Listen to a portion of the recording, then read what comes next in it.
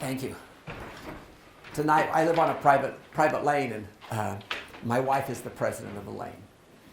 And we have covenants on the lane that says, CC&Rs. They say, okay, you need to be doing these things. This last weekend, my wife went to a HOA meeting where they teach people on what to do. And they did a study, and they said that those protective covenants add about $30,000 to the value of the home. So it was the importance of kind of those covenants that you have, your CC&Rs. And I thought, isn't that similar to what we have? And this is from President Nelson, he said. He said, we need to remember that a covenant is a promise. A covenant made with God should be regarded not as restrictive, but as protective. Covenants with him protect us from danger. When we choose to deny ourselves of ungodliness, we lose nothing of value and gain glory known only to those who obtain eternal life. Keeping a temple covenant is not constraining, but enabling. It elevates us beyond the limits of our own perspective and power. I think we just need to remember that commandments and covenants, they're not restrictive. They are protective. And if we wisely follow those, we'll do so much better. Okay, questions on where we are? We do have a quiz on Monday. Take that before class. Wish you the best. Are you guys feeling pretty well prepared for the quizzes? Okay. Hunter will have a help section on Friday to kind of help you prepare for those. Those who go to those, they're pretty worthwhile. Generally what I find out, again, those who go to those generally do, 3 to 8 points better than those who don't. So I encourage you to go and do that. And Hunter's really good. Any other questions on kind of where we are?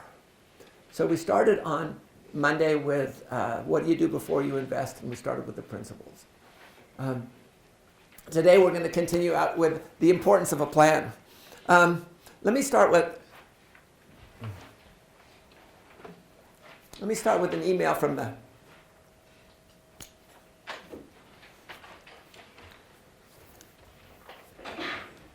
it's supposed to work. Try it once more.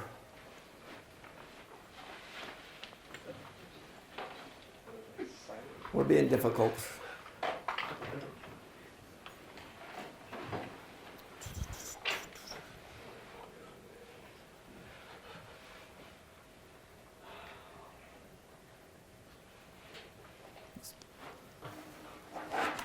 These are really great when they work.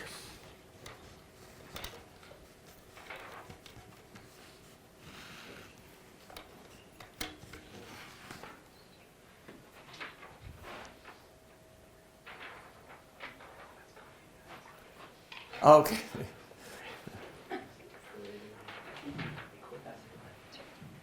Okay. Janelle, can I get you to read this for me, please? Sure. Just from Dear Brother and Sisters. Yeah. Okay. Dear Brothers and Sisters, reports of fraud schemes and unwise investments prompt us to again counsel members with respect to prudence in managing one's financial affairs. We are concerned that some church members ignore the oft-repeated direction to prepare and live within a budget, avoid consumer debt, and to save against a time of need. Consideration should also be given to investing wisely with responsible and established financial institutions. We are also concerned that there are those who use relationships of trust to promote risky or even fraudulent investment and business schemes. While all investments carry an element of risk, that risk can be managed by following sound and proven financial principles. First, avoid unnecessary debt, especially consumer debt. Second, before investing, seek advice from a qualified and licensed financial advisor. And third, be wise. We encourage leaders to regularly teach and reemphasize these principles. Why do you think this came about? Thoughts? Yeah. Well, a couple of things. And especially at that time, you were hearing them a lot. People are like, oh, this good, I can make so much money for you, and people were investing. It can be anyone. It can be an accountant. It can be lawyers. I mean, people, they take advantage of the trust. But one story I heard was, remember, I think he was in the state presidency maybe, but he was telling them, oh, I feel inspired that you should invest in this. If anyone says that to you, that is not inspiration that they are entitled to receive for you. Yeah. But he did, he got, and it benefited him. It didn't Yeah. benefit the people, so just be careful. Well, here's what I found. I found anytime there's a church position and money in the same conversation, I say, I don't like the way this conversation's going. If you'd like me to stay in it, we'll move the direction of the conversation. And some people continue talking, and so I walk away. But be really careful. Well, I was just going to say, I think a couple of years ago, the Desmond's put out an article that per capita, Utah County has the highest affinity for it. It's like Yeah. world capital. Scam capital of the world. We're not first in football and basketball. We are in scams. So, Yeah. And why? Because we're so close. That affinity fraud is a big thing. Let's talk about what we're going to do today to kind of help us. Today we're going to talk about your investment plan. And what it is, here's what you're going to need to do. You're going to copy this over. In fact, if you want to do this now and copy it, we can talk about it right here. Then using your asset allocation targets we came up on Monday, I'd like to calculate your expected return until retirement and in retirement. And we'll actually show you how to do that today. Number 2, we're going to look at expected returns simulation. And we're going to come up with some expected return expectations for your portfolio. And then we'll talk a little bit about some of the investment policies they have. On the second part, which is securities markets, I'd like you to do, how are you going to eliminate fear and greed? Are fear and greed, are those big drivers? Yeah, they are. Luckily, you guys are here, you're in school, there's not much fear and there's not much greed. So what we can do, if we can write a good investment plan consistent with the principles that we teach, I think we can do so much better. And the nice thing too is we do it now while we don't have that fear and greed. We can make a much better decision. So will you use leverage to invest? I don't recommend it. We're going to choose your investment benchmarks. And they'll include those there. Okay. An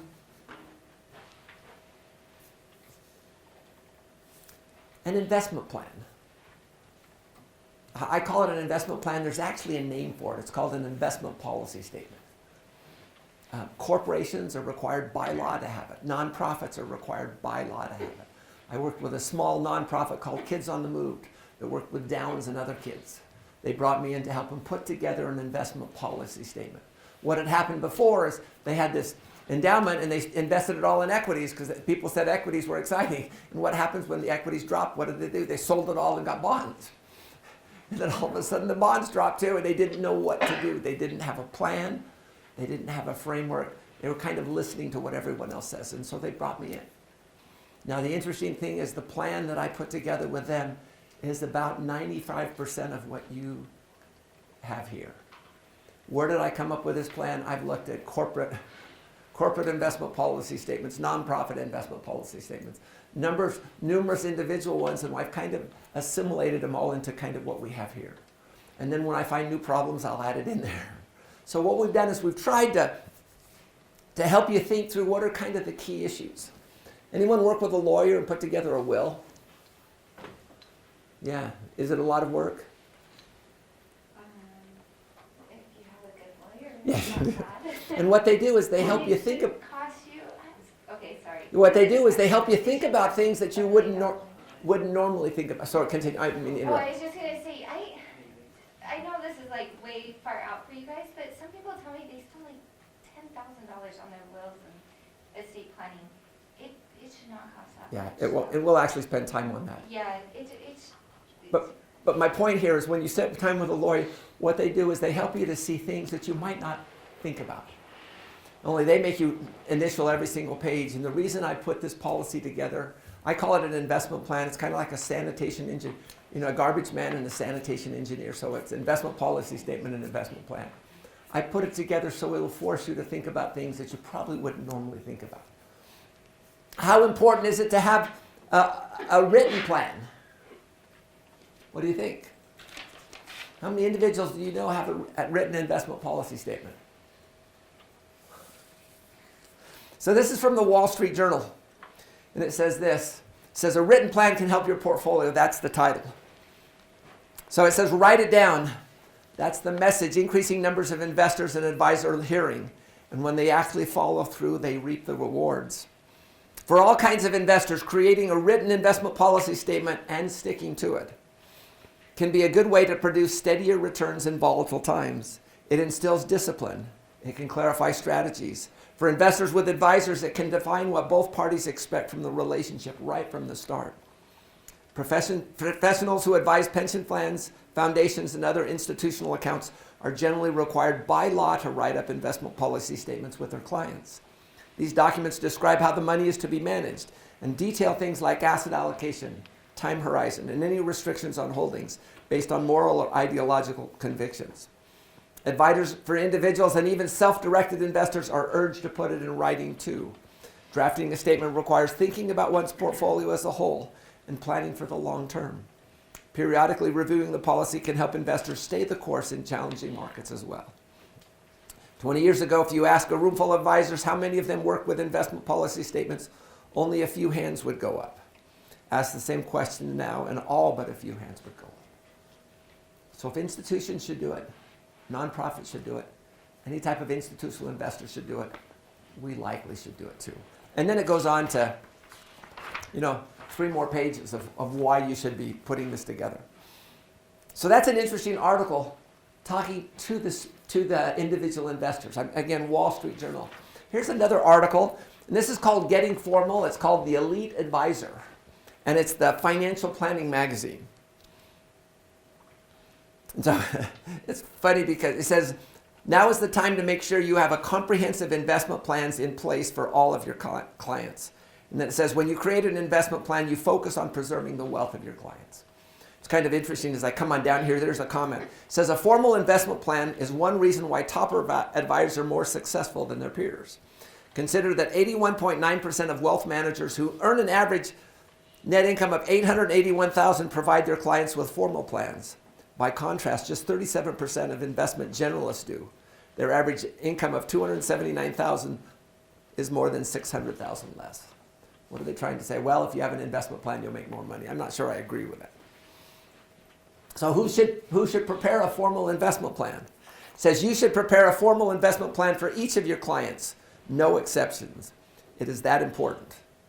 It says when you create an investment plan, you communicate a much different message, that you are highly focused on the one aspect of their finances that most affluent clients are most concerned about, preserving their wealth. So what should it include? It says a well-designed investment plan serves a number of purposes. 1, clarifies and solidifies client goals. Your investment plan should document key areas of the investor's profile, from values and goals to interests, family member details, overview of assets, other assets she's working with, preferred methods of working with advisors. The most critical areas of the decision-making concerns the client's financial goals. 2, provides long-term discipline. A well-crafted plan ensures that rational analysis is the basis for all investment decisions. The investor is thus less likely to act on emotional response to events, something we've all had to deal with repeatedly over the past years. 3, promotes clear communication. A good investment plan clarifies the issues that are most important to the client, the investment approach, and the consultative process that will be used. 4, this is funny, impresses the client. The investment plan demonstrates thoughtfulness in your approach to solving your client's financial challenges. So we see from a kind of individual point of view, we need it. We see from an institutional. It says, what's in a plan? So it basically says 6 things. Number 1, long-term goals, objectives, and values. 2, a definition of the level of risk the client is willing to accept. 3, the expected time horizon for the investments. 4, the rate of return objective and asset classes used. 5, the investment methodology used. And 6, the strategic implementation plan. Can we do all of those things? And should we be able to put something like that together? Okay.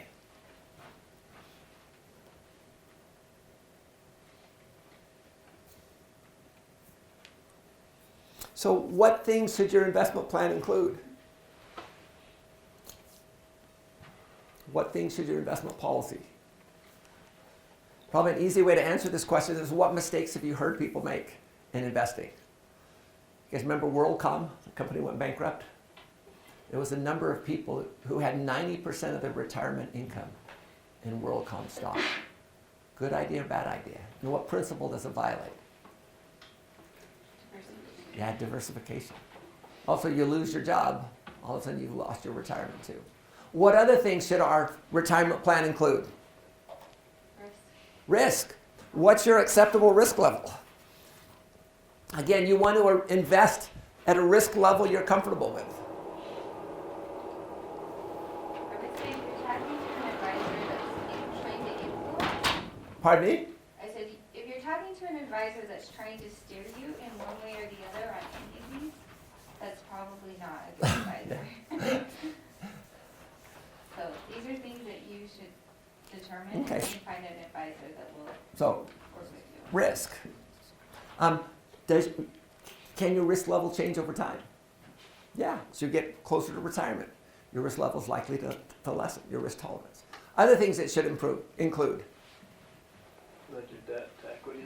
So, kind of your financial condition. How about things like funding? How about funding your savings? Should that be part of your plan? And my hope for each of you is you'll save 20%, at least 15% of that goes to retirement. What other things should it include? Time horizon. Time horizon. When do you need the money? Here's a question. Will you have one bucket of money or will you have 30 buckets of money? In my case, you'll have 30. But your overall asset allocation for each of those buckets or each of those portfolios would be consistent with your risk level. Other things that should include. How about unlisted investments? How about what you will invest in? Your asset allocation. Yeah, acceptable, unacceptable asset.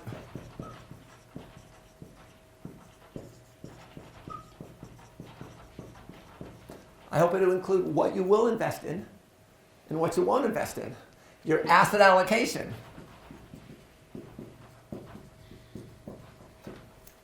What percent is going to be in bonds? What percent is equities? And of your equities, what percent is large cap, small cap, and international? What's research found? Most of the returns come from being in the right asset class instead of picking the individual assets. So you want to have a good asset allocation. And your when you choose your asset allocation, you choose your risk level. Will that asset allocation change over time? It will. So what we've done in this plan is we've divided it in 2 periods. Originally I had it in 3, but I kind of changed it to 2 just to make it a little bit much simpler. Other things that it includes. Yeah. Maybe if you want to be actively or So, active or passive. what's your investment strategy? Are you going to go active? Which means you're going to try to buy individual stocks and bonds and try to beat the benchmark. You're going to go passive? Are you just going to go index everything? Or are you going to do a blend? Truth is, you can do both, but you should decide how you're going to invest. How about this? How much are you going to have in unlisted investments? Young man, I was his scout leader. His dad had 36 properties in this area, and he found this really cool deal in the UK. He put 80% of his assets there, and he lost it all. So what percent are you going to put in any unlisted investments? And I would recommend none. But what's things like this? What's the max in any investment? Any new investment? What's the maximum percentages? Yeah. What do you mean by unlisted? Is Unlisted, that it's not listed on any stock market. It's not covered by any securities organization. Other things. Yeah. accountability? Yeah. Who are you going to accountable? Who are you going to communicate it with? I told you the story with my wife, and she just says, "Oh, you handle this." So I did it for 4 or 5 years, and then she said, "Well, I probably should come to understand." And when she did, she saw, "Wait a second, you're not beating the benchmarks. You're the ones you're picking, and I was picking active funds, are causing problems." And like I said before, we had a 6-month-old that had to pay taxes because the funds had large distributions that year. And so we took it all out, active funds, and put it all in passive, and we haven't had the problem since. But there's a lot of pieces to it. How about your expected return?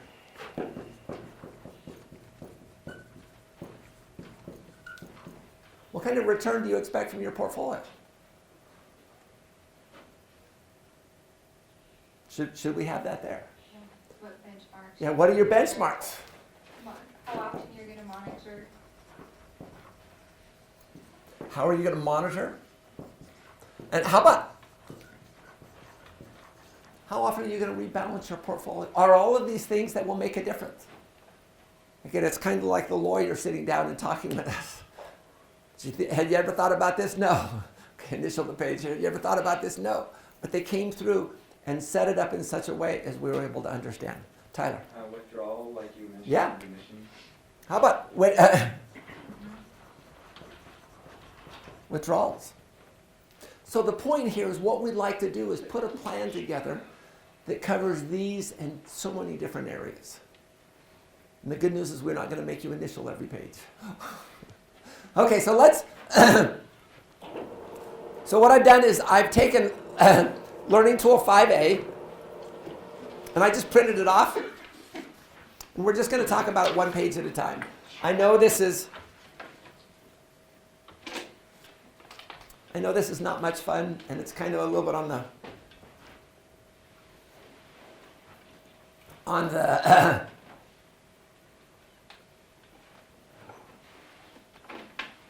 we can get this. Okay. But it's something important. We'll kind of go through it quickly. Anything's in a box, it's for you to read and then delete it afterwards. So it's information. Note if it seems like this investment plan has a lot of financial jargon, it does. Realize I've tried to take kind of a standard format investment policy statement and mesh it consistent with our plans, our vision, goals, and plans and strategies. So it's still very consistent to what you would see kind of in a standard finance textbook. Copy this file, fill in the blanks with your own personal information and things like this. So anytime you have an underscore, a left paren, right paren, underscore, you could actually just put that information in there. So that just means here. So introduction and purpose. Why is it important for us to have information around you, such as you and your age? What's the impact? What does age have on the portfolio? Yeah. So like how long you're gonna, you have till retirement, Yeah. you're gonna have to start, well. So how long till retirement, things like that. Yeah. Does age also affect your asset allocation? You remember we said we started off with your age and bonds, and then based on the results of that asset allocation, you adjusted that either one way or another. Robert, what were you on? How old are you? 24. 24. Let's say 25 for the math. What were you on the risk tolerance test? Aggressive. So will he have 25% in bonds? No, if he's aggressive, he'll probably subtract 10%, so he'll have like 15%. Will he have 75% in equities? No, because he'll add that extra 10. So age and bonds first, and then overlaid by the results of that risk tolerance test. So he'll have 85% and 15%. So that's why we need to know the ages. If you're married, it's important to understand what your spouse's risk tolerance. Yeah, in our case, I was probably very aggressive, and my wife was probably very conservative, and we compromised at moderate. And it's actually been a good allocation these last 30 years. Okay, purpose. What's the purpose of the plan? Again, and then the principles. What are we basing our plan on? Remember, Elder Oak said, he said, we must rely on teaching correct principles which each individual should use to govern themselves. So we want to make sure that the plan is based on these correct principles, and we talked about those too. Okay, so the first one's introduction and purpose. Second one, we're doing investment guidelines and constraints. So what are our objectives? And then we talk about investment vehicles. We haven't talked about those much yet, but an investment vehicle is a tax law defined framework. So a 401k is an investment vehicle. My son called me up last week and he was really excited. He said, Dad, I invested in a Roth IRA. I said, good. That's great. That's awesome. What'd you invest in? He goes, I don't know. So he says, okay, let's go check it out. So we went online and it was a Schwab account and it was just in a cash account. I said, what would you like to, what do you want to invest in? He said, why don't you just tell me what to do? I said, well, I can tell you what we did with your investment money. And so with each of the kids, what we did, as soon as they were born, we put money in there, and we put just a Schwab S&P 500 fund. And we put it in there, and then we would add to it. And I said, you know what, if I had to change it over again, I said, I'd probably do, instead of an S&P fund, which is just large cap, I said, I'd probably do a total stock market index. And he goes, that sounds good to me. And so we got the promise. He said, Dad, we'll just help me right now, and then I promise you I'll go through the course. And so he's watching, he and his wife are watching the videos now. But the point is so we put him into a total stock market index. So he and his wife are now official shareholders in the top 3,000 companies here in the U.S. Does it sound pretty cool? Yeah, it is. Okay, so investment vehicles. So realize there's lots of different types of investment vehicles. An investment vehicle is a shopping cart. Then what you put into it is really where the return is. Time frames. I divide this time frame into two different time frames, really between now and here's 55, and then 56 to 91. You can put those time frames anywhere you would like. It's funny, I'm 64 now, and so now it's between now and 65 and 66. It's funny how this has changed. And then returns. What are your expected returns? What are you guys' expected returns for your portfolio? And how do you determine that?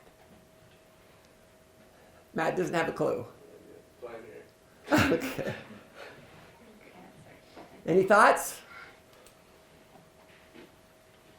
How about if we give you an idea? Let's come up with a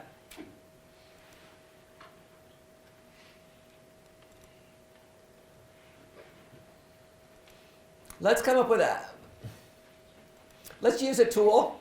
Each of you are going to have to use this tool, Learning Tool 27. What it is, every year I go through and I calculate returns and risk. So I go back. These are compound growth rates of all the benchmarks. So we started with the data from Ibbotson, and then we continue to use Bloomberg data, MSCI, S&P to forward. So what I do is I have returns over each of these periods, 1, 5, 10, 25, 50, 75, and 90 years. So let's just, Robert, can I pick on you? So your asset allocation, Robert is 24, and he's aggressive. And so I said 25. So what we do is we would come here and let's put in 15% in treasury bonds, and that'll be his bonds and cash allocation. That'll also be his emergency fund. Now what he has, now we have 85% that he needs to allocate within the equity asset class. So he needs to have some large cap and small cap. The principle is diversification, and I require you to have a minimum of 4 asset classes just for diversification. So generally the first thing I do is I like large cap because it's the least risky of all the asset classes. So I generally recommend you take at least half of that portfolio, your equity, and put it in large cap. Logic behind that? Least risky. So how much would you like to put in large cap? So did you suggest half of the entire? No, half of your equity allocation. Okay, so it'd be like 42.5%. Okay, so we just, we can do 40%, or let's do 45. So now you've got 45, 50, 60. Now you got 40% more. Do you like small cap? I'd probably prefer to do a small cap over international. Okay, so what percent would you, you've got 40% more. What percent would you put in small cap? Maybe 30. Okay, that's a pretty big allocation. Do you like international? You can keep it small. Okay, you could even put 5% there if you want. So we're at 95%. You got 5% more to put someplace. Between those 4. Do you like? So it sounds like you like U.S. Do you want to put 5% in REITs? Sure. Do you know what a REIT is? Do you guys know what a REIT is? So REIT is a real estate investment trust. And what they've done is they've taken real estate and changed it from just a straight product that you can actually buy and sell it like a security. So these are portfolios of real estate properties. So if you like some real estate on that, do you want to put 5% in real estate? Yeah. Okay. Okay, so the first thing we do is now he's got his allocations. Now what we're trying to do is we're trying to get a sense of what we expect going forward. Do we have any idea what the markets are going to do going forward? We have no clue at all. How about using the past as a help? Would that be, you think that's a useful thing? Now here's a question. Who thinks the markets going forward are going to deliver more returns than they have in the past? Raise your hand. High. Got one person. 2 people. So 2 people out of 25 think that the returns in the future are going to be higher than the past. My personal opinion is they're probably going to be lower. I see increased regulation. I see increased debt.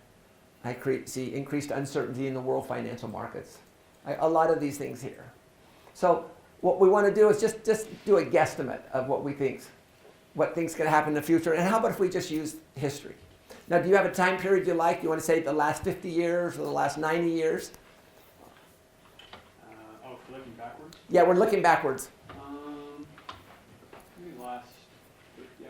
Okay, so here, I'm going to notice here, on this one here, I click on this, and I'm going to say 50 years. Same thing we'll do with large cap, 50 years. Small cap, 50 years. Now, international, we don't have 50 years of data. We've only got 25.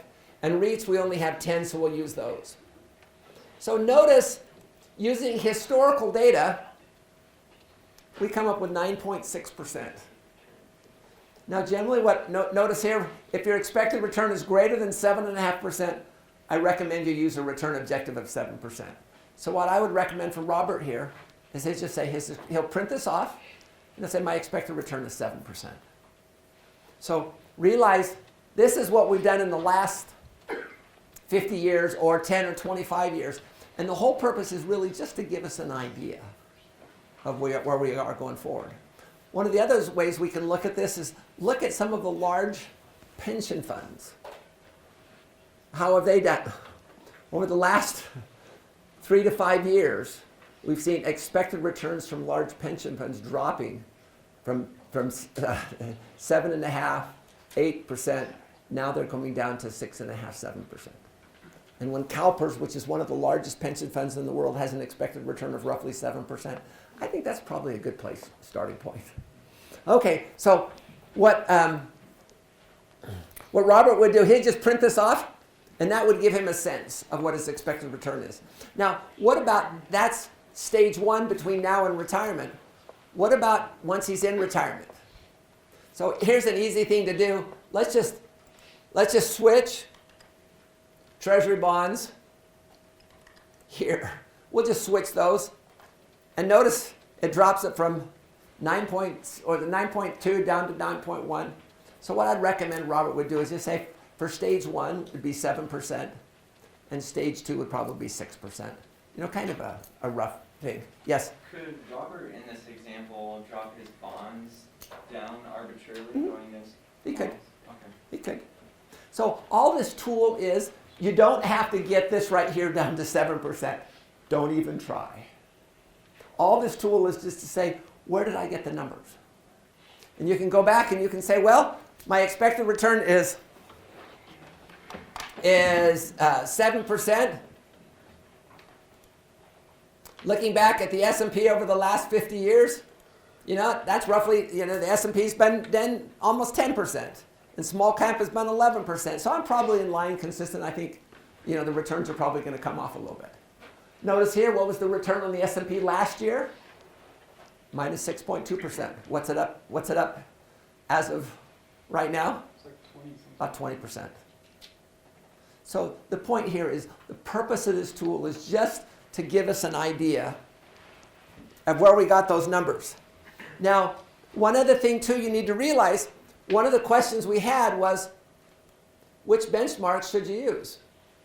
So what I've given you is kind of the 3 main benchmarks. For Treasury bonds, probably the major one is Barclays Aggregates or US Aggregate, the Bank of America, or Citigroup's US Investment Grade. When it comes to large cap, S&P 500, the Russell 200, or the Russell 1000. So what I've given is I've given you different choices as to the benchmarks, and what I've tried to say is in the industry, these are probably the top 3, at least from my experience. So we're trying to help you to kind of get a sense on which benchmark. And you can use whichever benchmark you would like.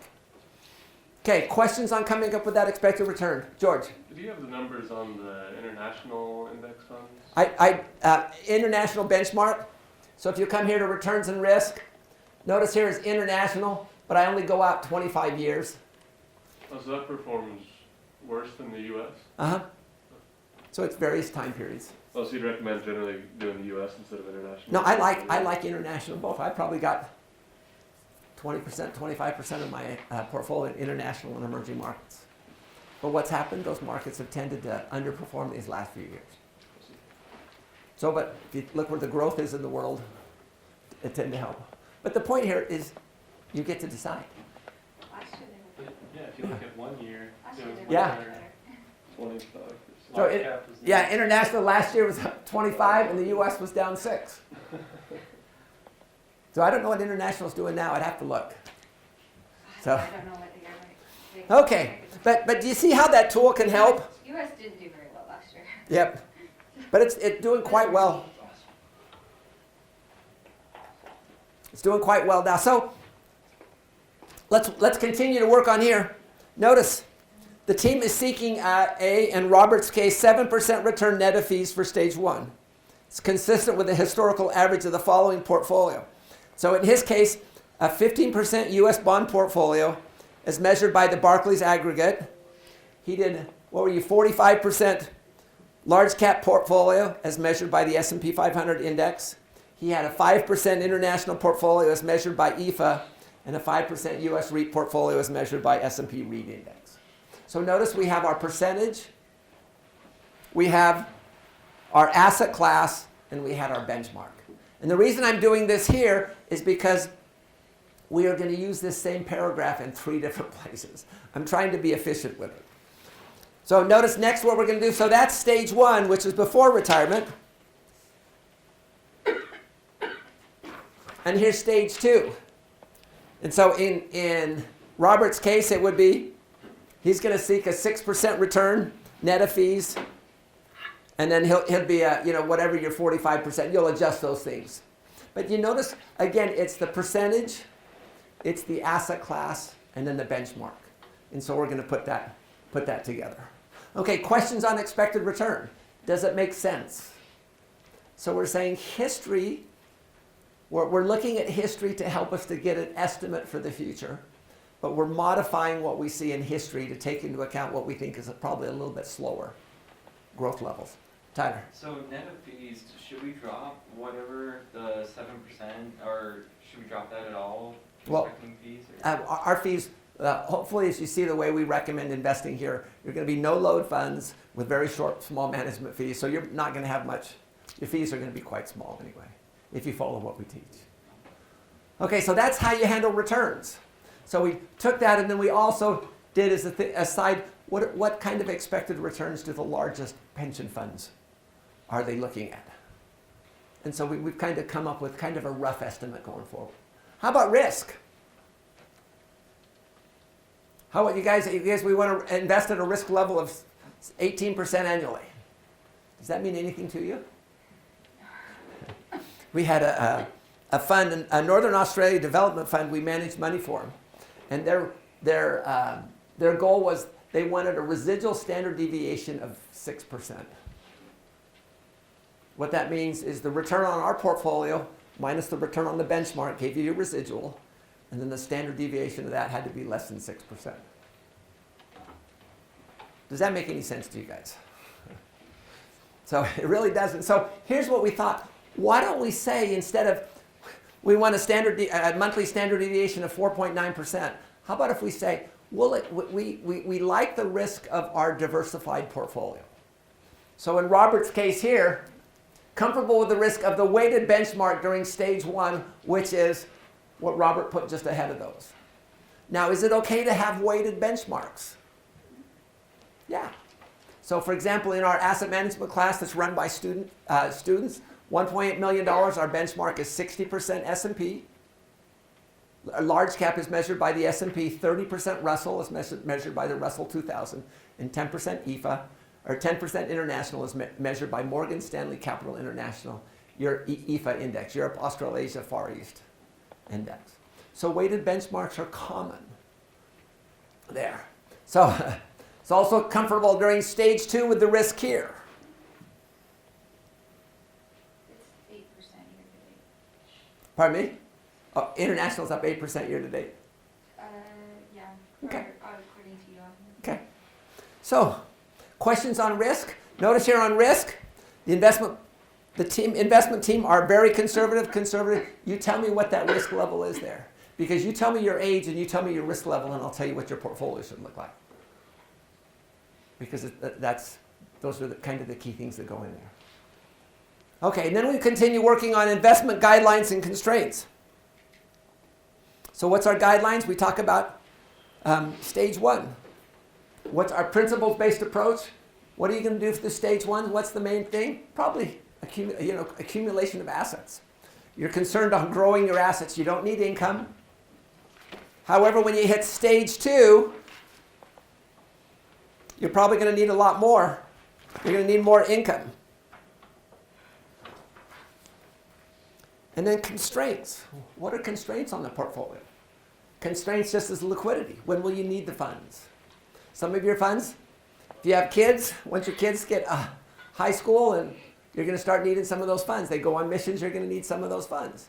Some of you are going to be buying a house. You're going to need some funds there. So what you need to do is think about what are your liquidity needs. So graduate school, a home, mission and education. And then we say at no point will the emergency fund be less than 3 to 6 months. So what are your liquidity needs? And then what are your time horizons?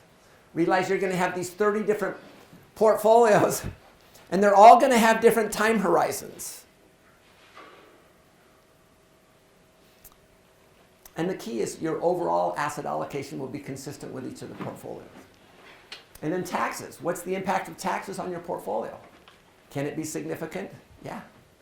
So you already put together your marginal tax rate and your average tax rates. So you'll just put that in there because that helps you to see kind of where you're going to be investing. And then the last one, special needs. Special needs children's desires to help.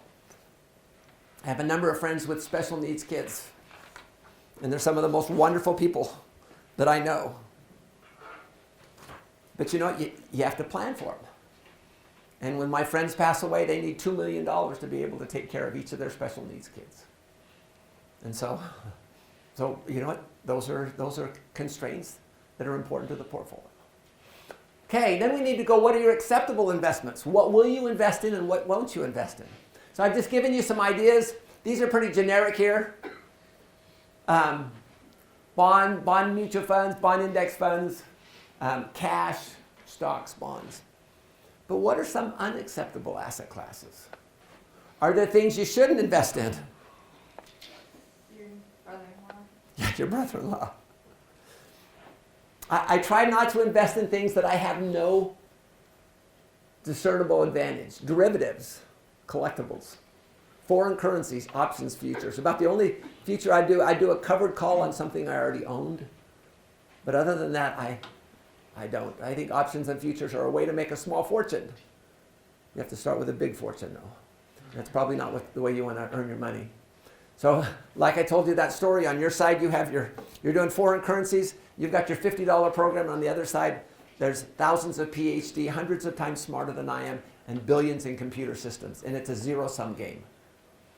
The odds aren't very good in your favor. Okay, and then debt. Will you use debt to invest? Hopefully you won't. And debt includes things like selling short. So what's selling short? Yeah, Ethan. It's where you bet that the stock will go down. Right, so you bet the stock's going to go down, so you borrow the shares from your broker and sell those shares. And then you hope it goes down, that when you buy it back later, the stock will have gone down and you can replace the shares and you get the difference there. What's the risk? You can lose significantly more than you have. So, also, the same thing too, or buying on margin, just using debt to invest. Don't do those things. I mean, you guys can do what you choose, but I strongly recommend that you don't do it. Investment benchmarks. Again, this is the same thing where Robert did. Here's the third time you get to copy it down here. It just makes it easy. So now I know what his benchmarks are. I know his weights. I know his benchmarks. And we've got our benchmarks for both stage 1 and stage 2. And then what we have is, what is our asset allocation strategy? Yes? So Ben. going back to acceptable and unacceptable, Uh-huh. I know last class you mentioned like residential real estate, like, or like an investment real estate. Uh-huh. Would that go in this If document? If, yeah, it would be if you have some. okay. You think you're going to use that? I know some people who like using that kind of for some retirement stuff, but they pay cash for it, so it's not levered, Mhm. and that would include it there. But just be careful. The principal's diversification. Yeah. So if you have too much in the real estate asset class, it can be tough. Yes. So a couple of thoughts on that, to his question, I mean, some people they'll like buy a duplex or something, Uh-huh. but you've gotta keep in mind if you're doing that, you really wanna be a fix-it person. If you're not, you're gonna spend a lot of fees in management. It's a lot of time and a lot of work to manage. Yeah. And then just to go along with your comment, so I was talking to a friend of mine, we do some investments together, but, we were talking about different real estate investments that we might wanna look into, but he made the exact comment that, if somebody wants to come in, cause I had somebody else approach me and say, hey, if you're doing this, I'd like to invest in, and he's like, if they're borrowing to invest, I don't want them part of, Yeah. cause it doesn't make sense to borrow money to invest money. Yeah. And then be careful too. If you're putting rental properties, can you kick someone else who's they lost their job and they've got 4 kids? Can you kick them out? You know what? So it's a different type of mentality. So be wise there. Then we've got asset allocation. What's your asset allocation strategy? So Robert came up with his 15% treasury bonds, 45% large cap, 30% small cap, 5% REITs, and 5% international. So that's his asset allocation. So that would be his target. And notice REITs is not considered equity. It's equity-like, but it's not considered equity. So we have 15% bonds and cash, 5% REITs, and 80% equities, U.S. international. Now, why do we have minimums and maximums on your asset allocation?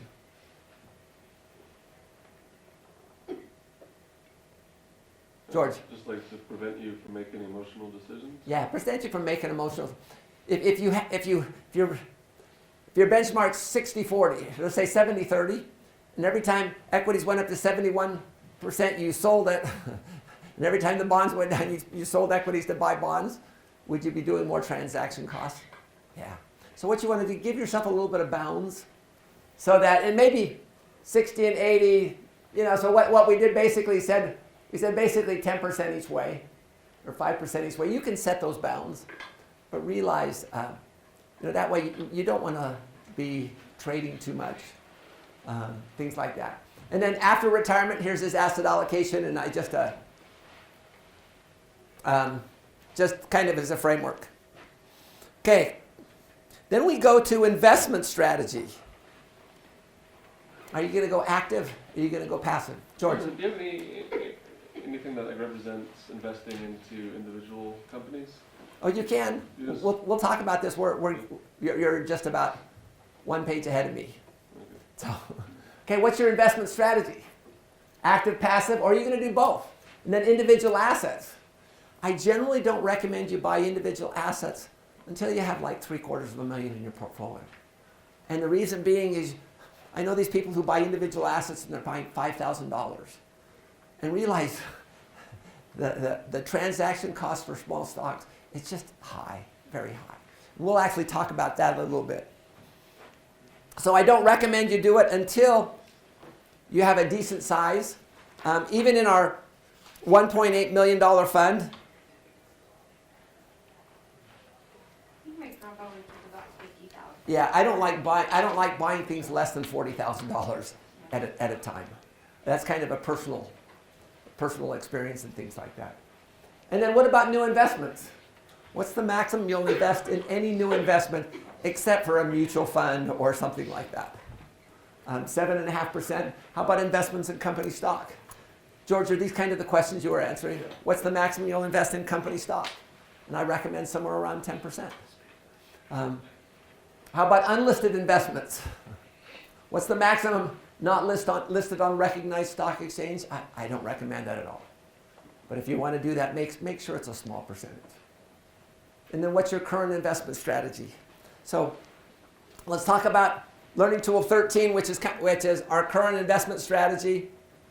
So I do have a neighbor that most of his retirement was in his company. He worked for a bank and lost it all when all the banks went under. He lost probably 90% Yeah. of his retirement. So just it may be a great company that you're working for, but never put that much in one. Yeah. So this is Learning Tool 13, and what it does is it helps you. What is your current investment strategy? So let's start and build this with Robert. He had 15%, and then he had 45. So let's say 25 and 20, or let's put 20 here and 25. Then how much did you have in small cap? You had 30. And then international, you had, let's put 0 here and put 5%, and REIT 0 here. So now what we do is we have his asset allocation. Notice it's interesting here. Here's your asset class. Here's your benchmark. And here's the mutual fund that gives you exposure to that asset class. Asset class, benchmark, mutual fund that gives you exposure to that asset class. Asset class, benchmark, mutual fund that gives you exposure to that. Now you could put that mutual fund in any of a bunch of different vehicles. You could put it in a 401k or Roth 401k, an IRA, a SEP IRA, or you could have it in just a taxable account too. But so what this does is, again, your asset class, your benchmark, and then the mutual funds. We'll actually teach you about how do you figure out what's your first target portfolio. What this tab here first is, this is my targets. Second page is this is where we are now. So we've got 30,000 in this account and 15,000 and 25 here. And this right here is just remaining to buy. It's just a simple little tool there. And again, that framework there. Okay.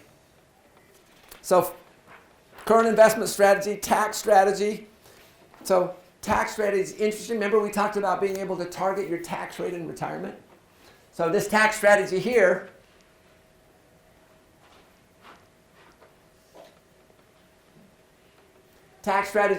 what we're going to do, the goal is 40% in tax-deferred vehicles, 30% in taxable accounts, and 30% in tax-eliminated accounts. And with this, the team has targeted a federal tax rate of 12%. So ideally what we do is we pull in the tax now accounts and tax deferred accounts up to my tax rate, and anything above that we pull out the Roth. Yeah? Sorry, on the previous thing, I didn't see a index fund for emerging markets. Is there? Yeah, there are some. There's some total market index. Okay. And not a lot because it's kind of hard to get some of those things. Yes? And also, is there less risk in putting a large percentage of your portfolio in a market index fund, or is I don't mind that. I've got probably 30% of my portfolio in just one fund. So I think you're okay. Okay, and then funding strategy. How are you going to fund this? I've got a question on Yes. tax strategy. Okay. Is it, so I'm assuming the numbers you have in parentheses there, Are just kind of suggestions. but how do you figure the 12% in retirement? Okay, so 12. Those numbers represent my total portfolio. Uh-huh. I want to have roughly a third in each of those. Uh-huh. And what I'm going to do is I'll pull in tax now accounts and tax deferred accounts until I reach the 12% taxable maximum for 12% taxable income.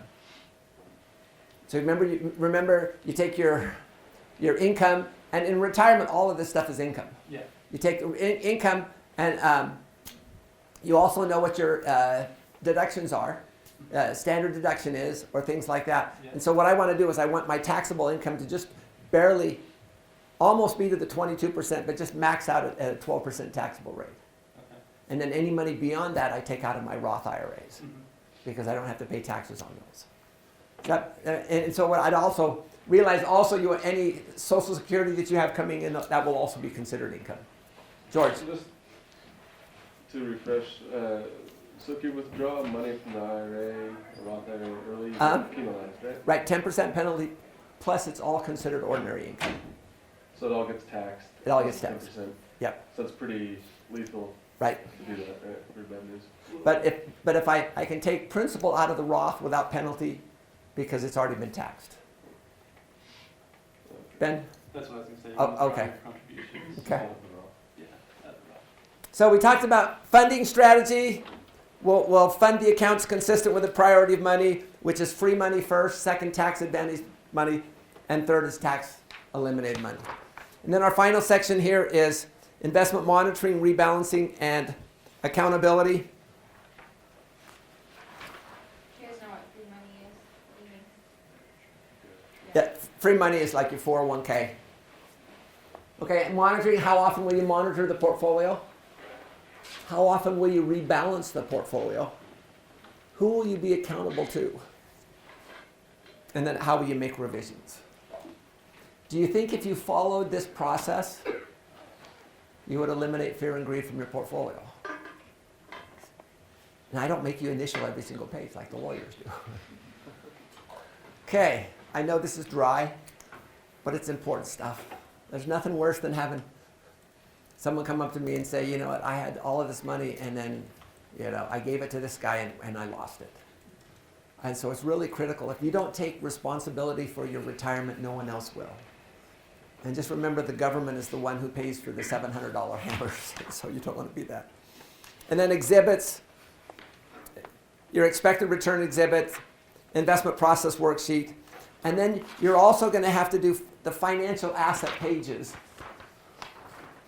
So you're going to have to pick a minimum of 4 different mutual funds, and you'll pick the financial asset pages for Morningstar to put there. Okay, are we comfortable there? Okay. Questions on putting your plan together? Do you realize the importance of the plan? And I'm amazed. You know, intact families don't have to have life insurance, but broken families do. I'm amazed that, you know, large institutions have to have an investment plan and smaller ones we don't. But I also know that if we who have smaller portfolios will follow through these things, our portfolios will grow consistent with kind of long-term growth rates. Okay. Let's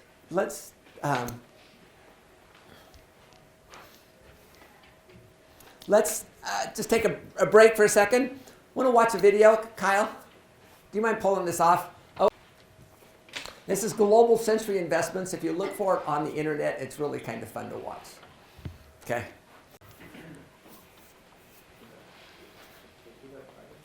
Well, if you're buying individual stocks and bonds or ETFs, you have to go through a brokerage place. So you can use it through their computers, things like that. Other things, do you have to have a broker? You know, earlier class, someone was saying, Kyle, are we on? Yeah. Okay, someone was saying, yeah, I'm going to talk to a financial advisor. And I thought, this student has very little money. Why would a financial advisor be wanting to talk with him? Most financial advisors wouldn't be interested in talking with you until you have $500,000 to $750,000. But realize the costs. You can do a lot of this stuff yourself. The framework that we give you, we're probably good to take you up to $1 million, couple million, things like that. And I follow the framework even beyond that. But it's not rocket science what we're doing. It's just being wise. Let's talk about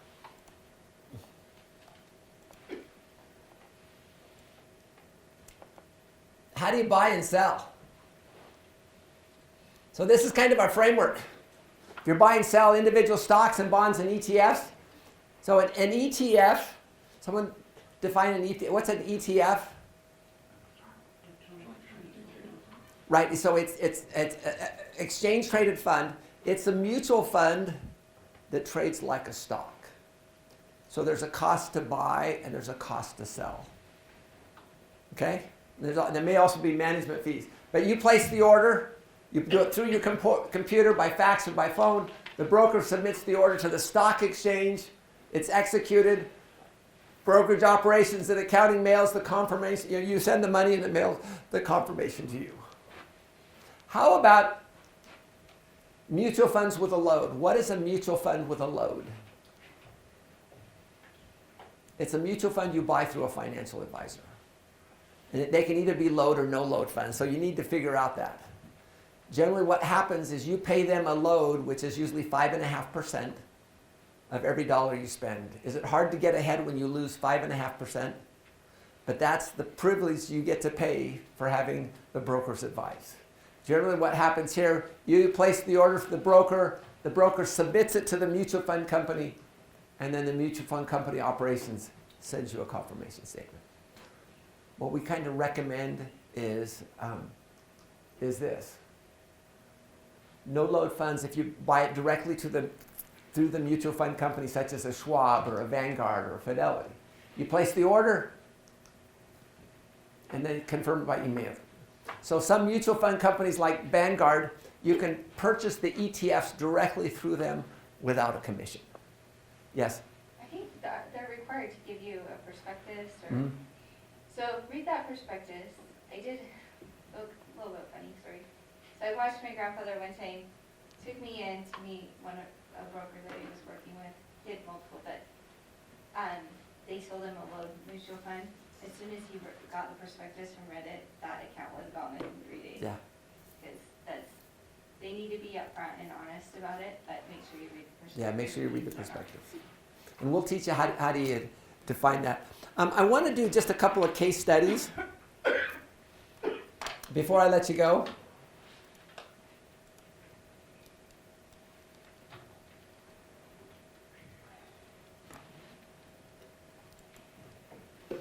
Okay. And sold short 400 shares of stock. So remember we told you when selling short is you borrow the shares from the broker and then you sell them. Now once you borrow the shares from the broker and you sell them, do you get that money? No, the broker keeps it in his account under your name. But over that period, the company paid out 2 dividends of $1.50 per share. So her commissions cost for buying and selling the shares was $125. She covered the shares, which means she bought the shares and replaced the ones that she borrowed. So what's her profit or loss if the stock declined to $45? What's the profit or loss if the stock price rose to $250? And then what are the risks in that?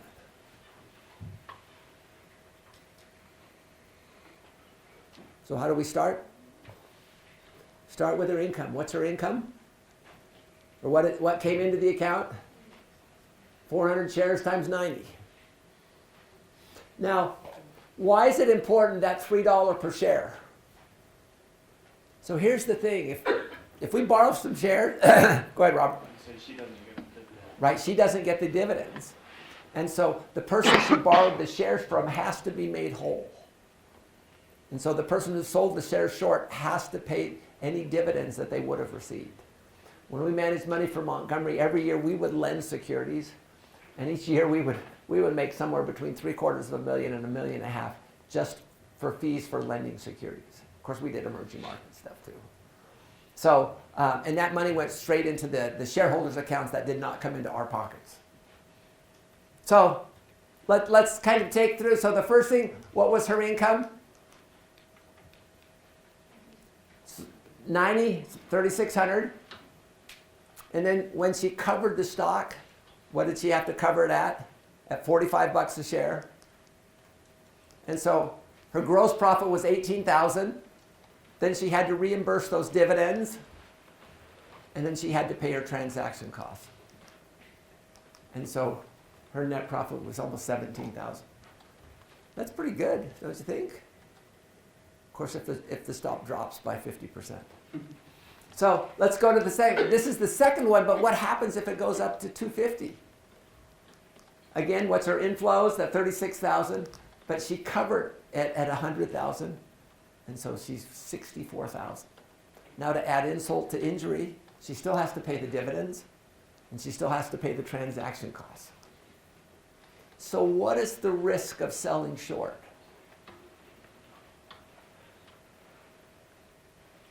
What's the risk of selling short? can you lose significantly more than you had at risk? And the answer is yes. Again, it's using debt or leverage to invest. How about one more? Buying on margin. She bought 1,000 shares at 15, and 50% was purchased on margin, meaning she borrowed 50% of the money to invest. She had the shares for 6 months and sold them. Interest on her margin loan was 12%. So if it increased to $30 and Kim sold the shares, what was the total investment after paying? Or if it dropped to $5, what's the total investment? Considering I don't have a ton of time, let's just kind of take through here. So she purchased shares. She sold shares at 30. So purchased 15. She sold shares. Sale of shares at 30. Original investment was $7,500. Money borrowed was $7,500. Her gross profit was $15,000. That's pretty good considering $15,000 on a $7,500 investment. Then you have to subtract your interest on the loan, and your net profit is $14,000. So 200%. But of course, what if it goes the other way? It decreased. Again, we start with our sale, $5,000. She put up her money, $75,000 of hers, plus $75,000 of borrowed. So now she's lost $10,000. And then plus you still have to pay the interest on the loan. Net profit, she lost $10,000. So the risk on these things here is you can lose significantly more than your original investment. Is that a risk we should be aware of? Okay. Questions? I have a question Robert. on the short selling. Okay. So why did we subtract the dividends? Wouldn't they just not be added? Actually, because you borrowed the shares from me. So what she had to subtract, so she had to take that money out of those of her P&L and give it to me to make me whole, because I was the person she borrowed the shares from. So when you borrow shares, you have to make that person who owned the shares whole. Did that answer your question? You basically have to buy the shares and give them back. Right. Yeah, so I understand why you wouldn't include the dividend as a return, but why would you subtract? So I borrowed the shares from Ginny. And I sold them, and she should have had 2 dividends during that time period when I borrowed her shares. So because I borrowed her shares, I have to make her whole, so I'd subtract the dividends that I received, or that I would have received, and I have to give them to her to make her whole. So I think you kind of think of it as like a zero, because I receive it, but then I give it Right. more of a zero than it. Yeah. But you're just taking the difference in the stock price. Right, so the stock price is part of it. But then, because I borrowed the shares from Ginny, and she had 2 dividends that came, so I have to reimburse her for those dividends. And that's why it was a negative sign. Because I'm giving that dividend money back to the person I borrowed the shares for to make them whole. Okay. Still don't think I've done very good. Okay. But, Ben. so you don't get the dividend though while you're borrowing this? No, share? because I think that's so where- what happens is he sold the shares. Yeah. Well, you He- get it, but you have to get it back. Right, so what happens is he borrowed the shares, I borrowed the shares from Ginny, and then I sold them to you Immediately. Right? immediately. So Yeah. you got the dividends. And she. I have to make her whole because we do I it. think that's the step. Yes. He's missing. Probably depends on the time. I just needed Isaac to explain it. He does a lot better than me. Okay, so we've got down. Okay, takeaways.